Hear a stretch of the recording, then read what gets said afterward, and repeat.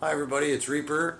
As promised, the next video in the COVID-19 investigation here. Still on the warpath, trying to find out where we're getting our information. Finding all sorts of places where we should be getting our information. Like this guy. This interview's done. It's not an interview, but it's a video done by Satrid Bhakdi, MD. He used to work at the WHO, and I don't know if he's under Fauci or not, but he was with him working there, and I believe he left because of this vaccine and what they were, all the crap they were trying to circulate with this vaccine that he didn't believe in, and said, no, I can't spread that, and got out. So kudos to him. But let's see what he has to say about the vaccine, and you can judge for yourself. The truth is, there are excellent medicines, safe, efficacious, cheap, that, as Peter McCullough has been saying for months now, will save the lives of 75% of the elderly with pre-existing disease. And that reduces the lethality of this virus to below the flu, even in the elderly with pre-existing disease. Now you take that and think about it, and go to those doctors and authorities in Great Britain, go to Boris Johnson and slam it on his table and say, what do you say to that, Mr. Boris? I want to set out our plan for managing COVID this autumn and winter. Those vaccines are working. We've seen the extraordinary vaccine-induced falls in deaths and serious disease.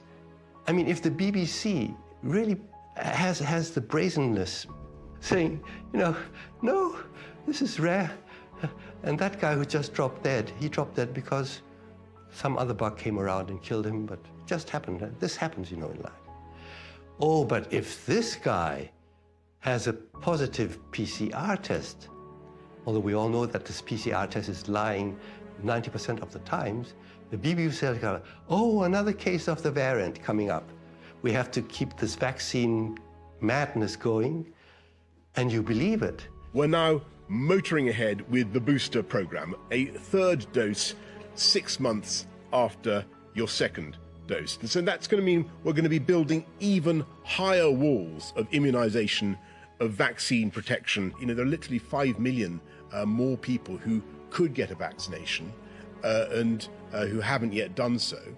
And those are the people that I think we should be encouraging now to come forward, get your jab. It will be good for you. Are you trying to force us to get vaccinated? If so, why? Or don't you know of the dangers of these vaccines? If so, why not? It's your damn duty to find out. Same with the authorities. Same, by the way, with the BBC, once the great British Broadcasting Corporation. Now, Boris, or Bill's Broadcasting Corporation. Shame on you. Shame on you. The result of this vaccination campaign is that we have one of the most free societies and one of the most open economies in Europe. And that's why we're now sticking with our strategy. You British, you belong to the most honorable, cleverest, most educated people in the world. How can you keep on believing this? I mean, the truth is shrieking out at you that you are being lied to, that you are being forced to do something because by doing this, someone else is gaining a terrible lot. You are going to lose everything. You're on the way to losing everything. We are confident in the vaccines that have made such a difference to our lives.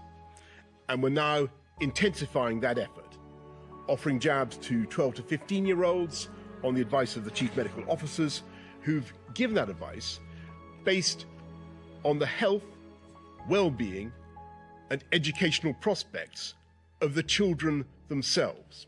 Some will never recover. And now they're starting to vaccinate children. Boris Johnson, BBC, vaccinate the British children. This is criminal. Do you know that you are now witnessing the greatest crime that England has ever committed in its history?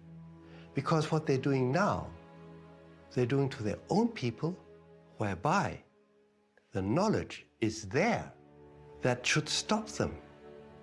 It's there.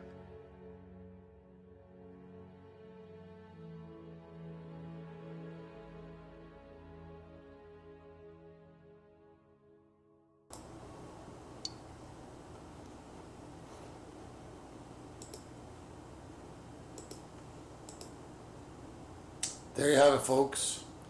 Crazy, crazy stuff.